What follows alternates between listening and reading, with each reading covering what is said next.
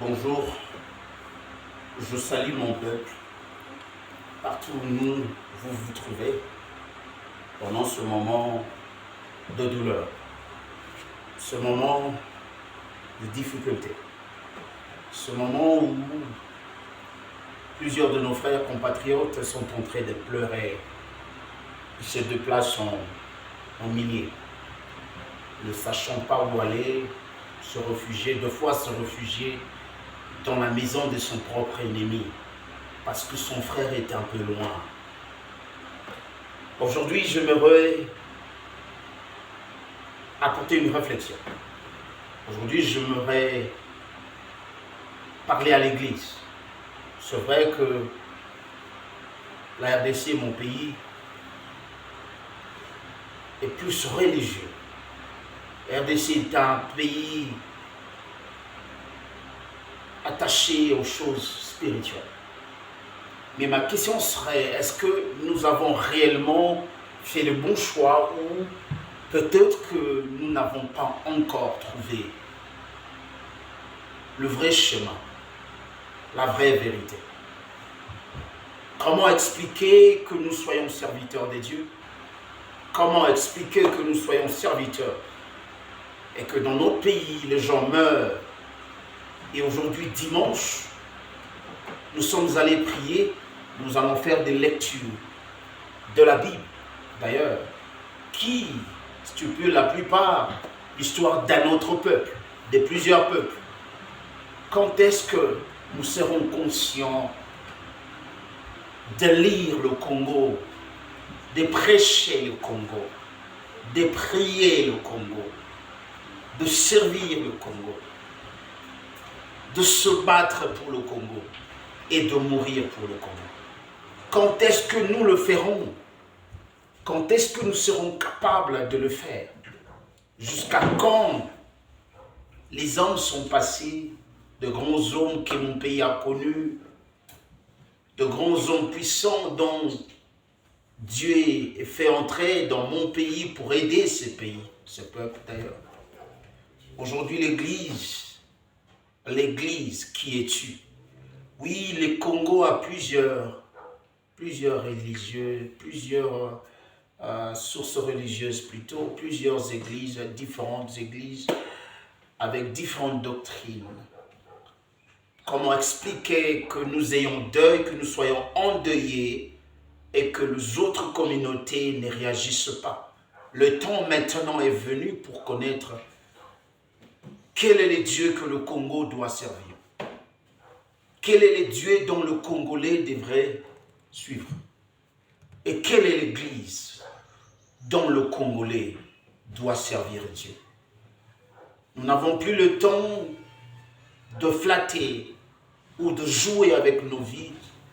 Il faut servir Dieu dans une Église qui est l'Église du Dieu de ton pays. Parce que des églises étrangères détruisent nos pays. Des églises avec des sources étrangères nous détachent même des autels vrais des dieux de notre pays, de l'histoire vraie de notre nation. Ici, j'aimerais que chacune de nous réfléchisse. À l'est du pays, les gens meurent. Ce qu'on fait dans mon pays, aucune église les dimanches le fait, à l'étranger comme au pays. Peu d'églises, que Dieu vous bénisse pour ceux qui comprennent et se mettent dans cet esprit de soutenir notre nation. Que le Seigneur vous bénisse. Mais qui le fait pendant nos cultes de dimanche comme aujourd'hui? Qui seulement a donné 30 minutes de son culte pour toucher la problématique de notre pays? Cependant, nous regardons les autres nations qui sont mentionnées dans la Bible. Jusqu'aujourd'hui, ils nous invitent à prier pour telle nation, prier pour telle nation, soutenir telle nation. Quand est-ce que nous le ferons? Quand est-ce que nous serons capables de devenir matures? Quand est-ce que nous atteindrons cette maturité? C'est vrai, je ne veux pas lire la Bible parce que je suis endeuillé. Mais il est écrit que Néhémie, La mission de Néhémie était plus liée à son pays, à sa nation. Néhémie s'est levé pour rebâtir la muraille de son pays. Qui se lèvera pour rebâtir cette nation, le Congo, pendant ce temps? Le ciel cherche un leader.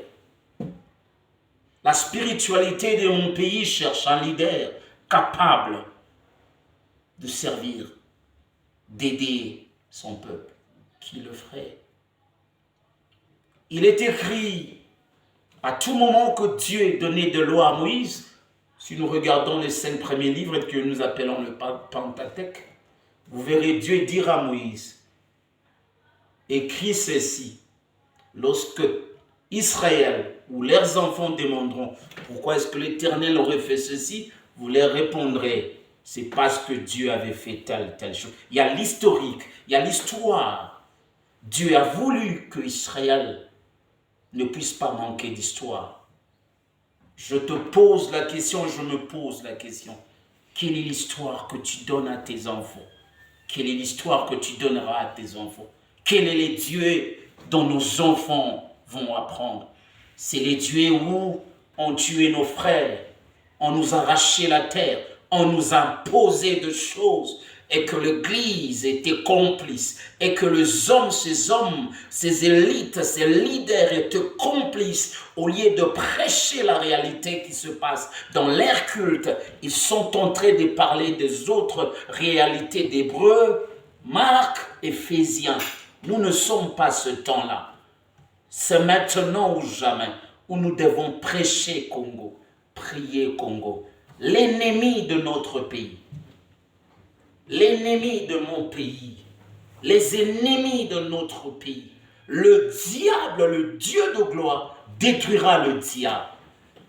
Il va détruire les diables. Bientôt, le diable sera détruit.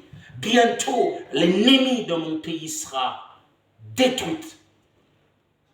Bientôt, ceux qui font le mal à cette population, à cette nation bénie, seront détruits. Satan sera anéanti très bientôt. Un mouvement est lancé, surtout pour nous enfants de Dieu. Nous étions longtemps loin de choses de la terre. Le temps est venu. Mettons-nous ensemble. J'enlève mon chapeau en signe de deuil pour mon pays. Le temps est arrivé. Le temps est arrivé que nous puissions nous mettre ensemble pour ce grand mouvement. Le tendard de la RDC doit être élevé. Nous lançons ce mouvement. L'étendard de la RDC doit être élevé. C'est maintenant ou jamais.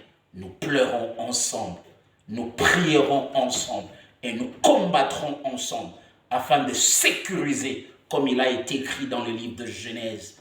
Quand Dieu plaçait l'homme en Éden, il lui a dit: cultive, protège, sécurise ce que je te donne. Mes frères congolais, le temps est arrivé de cultiver, mais aussi de sécuriser notre héritage. Que le deuil continue, que nous continuions à pleurer. Nous ne prions pas, mais nous pleurons devant la face de Dieu. Pour ceux qui savent pleurer, pleurez devant l'Éternel. Que le deuil soit déclenché. Je viens ici déclarer, le deuil étant des hommes spirituels, je cherche des pleureuses et des pleureurs